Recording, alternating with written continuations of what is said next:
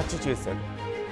అకారణంగా భార్య కొడుకు చూస్తుండగానే వాళ్ళ కళ్ళ ముందే వెంటపడి కత్తితో పలుసార్లు పొడిచి తల నరికి ఒక డస్ట్బిన్లో పడేసి వెళ్ళాడు. ఆ వ్యక్తి పేరే ఇది. మనందరం విన్నాం జరిగిన స్టోరీ.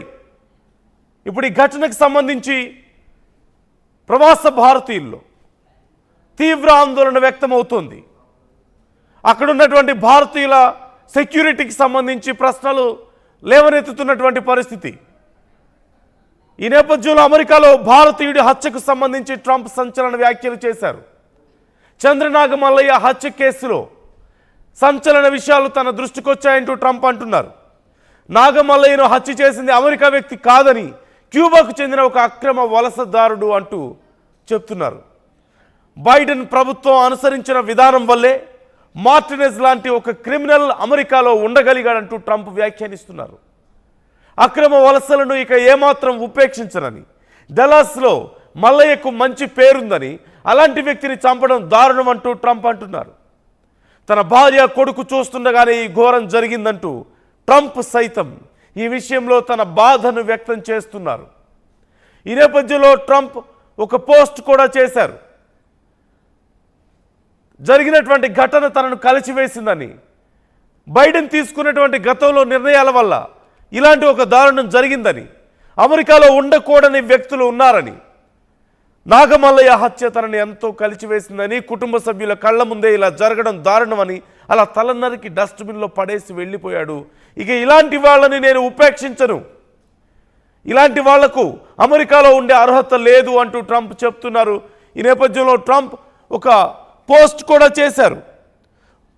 ట్రూత్లో ఆయన ఒక పోస్ట్ చేశారు. ఒకసారి నేను ఆ పోస్ట్ని మీకు చదివి వినిపిస్తాను. ఆ తర్వాత అసలు ఆ హత్య ఉదంతం ఎలా జరిగింది, ఆ హత్య ఎలా జరిగింది అనేది కూడా నేను మీకు మరొకసారి గుర్తు చేసే ప్రయత్నం నేను చేస్తాను. ఒకసారి ముందుగా ట్రంప్ ఏం పోస్ట్ చేశారో చూస్తే, I'm aware of the terrible reports regarding to the murder of Chandranaga Mallayya, a well-respected person in Dallas, Texas, who was brutally beheaded in front of his wife and son by an illegal alien from Cuba who should have never been in our country. This individual was previously arrested for terrible crimes, including child sex abuse, grand theft auto, and false imprisonment, but was released back into our homeland under incompetent Joe Biden because Cuba did not want such an evil person in their country. Rest assured, the time for being soft on these illegal immigrant criminals is over under my watch. అంటూ Trump చేసినటువంటి post మనం చూస్తున్నాం. ఇలాంటి evil illegal aliens మీద ఇక ఉపేక్షించబోం, కఠిన చర్యలు మేము తీసుకోబోతున్నాం, ఇలాంటి వాళ్ళకి అమెరికాలో ఉండే హక్కు కానీ అర్హత కానీ లేదు, క్యూబాలో ఇలాంటి వాళ్ళకి స్థానం లేదు కాబట్టి వాళ్ళని అమెరికాకు పంపించారు. అమెరికాలో గతంలో ఉన్నటువంటి బైడెన్ ప్రభుత్వ విధానాల వల్ల, వాళ్ళ అసమర్థ విధానాల వల్లే ఇలాంటి పరిస్థితి వచ్చింది. నాగమల్ల ఇలాంటి మంచి మనిషి ప్రాణాలు కోల్పోయాడు. కుటుంబ సభ్యుల కళ్ళ ముందే తల నరికి అత్యంత దారుణంగా చంపాడు ఆ వ్యక్తి. ఉపేక్షించబోం అంటూ ట్రంప్ చేస్తున్నటువంటి హెచ్చరికలు మనం చూస్తున్నాం. ఇది కేవలం ఈ ఒక్క ఘటనకు సంబంధించి కాదు, ఇల్లీగల్ ఇమిగ్రెంట్స్కి సంబంధించి ఇప్పుడు ట్రంప్ మరొకసారి వ్యాఖ్య చేశారు.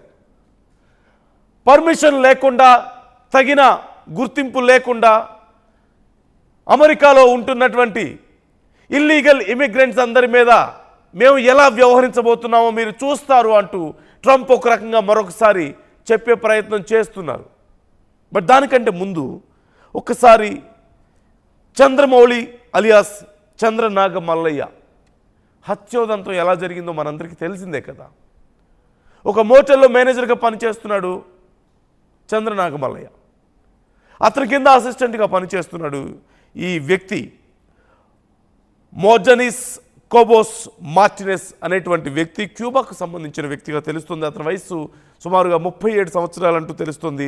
చంద్రనాగమలయ్య వయసు 50 ఏళ్ళంటూ తెలుస్తుంది.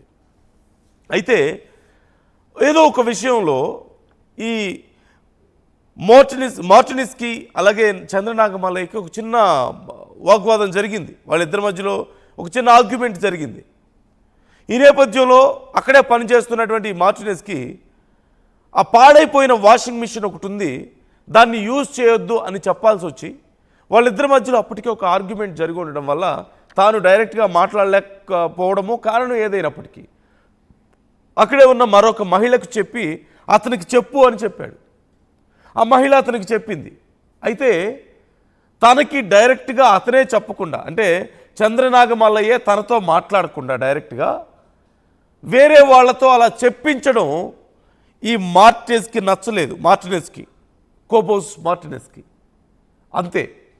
ఒక్కసారిగా కోపం తెచ్చుకొని అక్కడే ఉన్నటువంటి కత్తి అందుకొని చంద్రనాగమల్లయ్యని ఇష్టం వచ్చినట్లుగా తిడుతూ దారుణంగా అతని మీద దాడి చేస్తూ అనేక సార్లు అతన్ని కత్తితో పొడిచి